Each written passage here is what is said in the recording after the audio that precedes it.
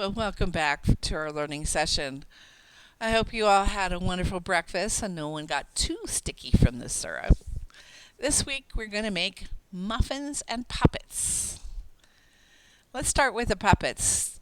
We're going to make a moose puppet, but these paper bag puppets are so simple to make. All you need is a paper bag, and you want to start on the side of the bag where the flap can be lifted up. And then you can draw a picture of what you like. You can see this one is a unicorn. You can add a little construction paper, or you can make it with animals, or maybe even like we see at the very end, a puppet that looks like you. We are going to use construction paper for ours and make a moose puppet. These moose can be super big. They're like 7 feet tall at the shoulders and they weigh 600 pounds. Big. But I bet they could really eat a lot of muffins.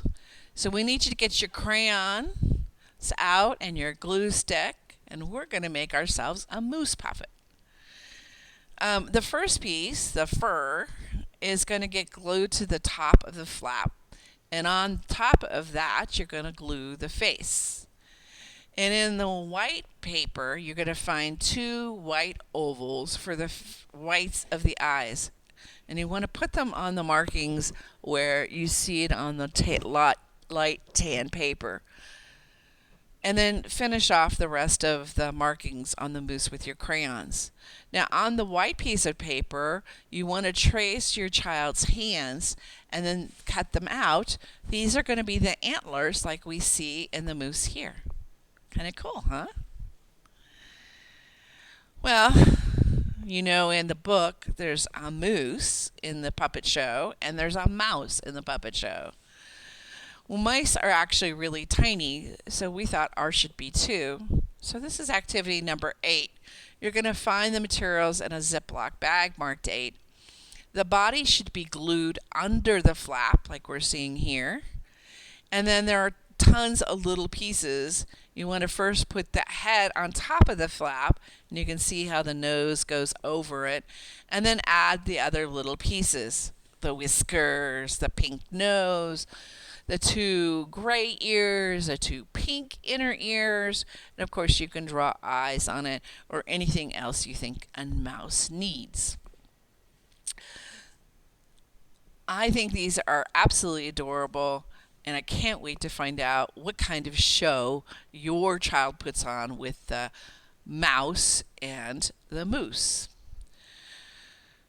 Well, our last activity of this session is to make some muffins. On the side of the box, the container that has the muffin mix, is a recipe, and we've provided aluminum muffin trays and obviously the box of muffin mix. Your first step is actually to grease the muffin tins. You want to preheat the oven to 400 and then put the mix in a bowl and add the wet ingredients and stir. Unlike the pancakes, it's okay for them to be slightly lumpy.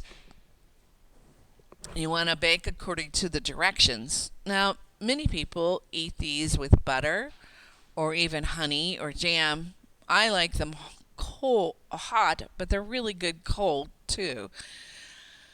Well, I think that finishes it. We've had cookies and pancakes and muffins, all in a series of 1 set of books. Well, in our next learning session, we're going to have a learning session all about your child.